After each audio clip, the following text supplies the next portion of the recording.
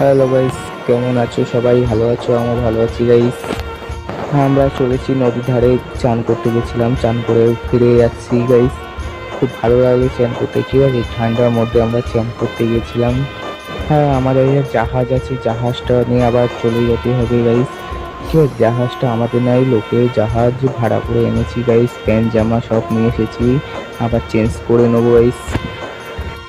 তো গাইস, বন্ধু আমার ক্যামেরা থেকে ভালোই দেখাচ্ছে গাইস। তো গাইস, চলো গাইস আমরা চলে যাই, আবার আবার দেখা হবে গাইস। আস্তে আস্তে চলো যাই। হ্যাঁ গাইস, পাহাড়তে লাফ দিয়ে খুব কষ্ট, উঠতে কষ্ট হয়।